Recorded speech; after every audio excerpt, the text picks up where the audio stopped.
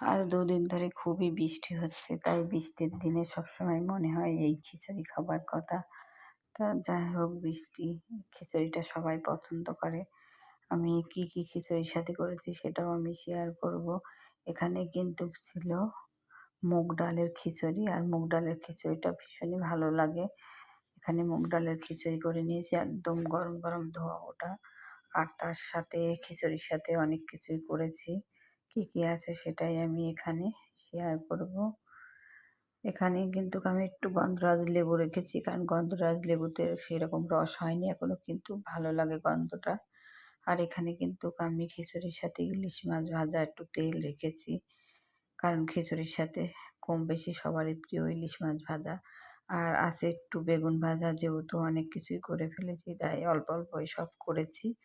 এখানে একটু বেগুন ভাজাও রেখেছি। আর এখানে কিন্তু আমি আজকে করেছি, এখানে আছে কিন্তু ডিম দিয়ে আর ছোট্ট ছোট্ট আলু দিয়ে ডিম আলুর কষা করে নিয়েছি।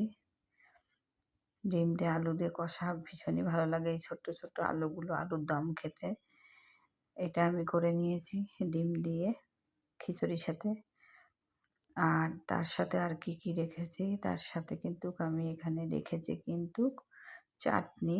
প্রতিদিনের মতো টমেটো, খেজুর, তেঁতুল দিয়ে চাটনি ভীষণ ভালো লাগে। আর তার সাথে কি রেখেছি, এই চাটনির সাথে খাওয়ার জন্য কিন্তু আমি পাঁপড় রেখেছি। এই পাঁপড়টা চাটনির সাথে খেতে ভীষণ ভালো লাগে। আমার মনে হয় কম বেশি সবারই ভালো লাগে চাটনির সাথে পাঁপড় খেতে।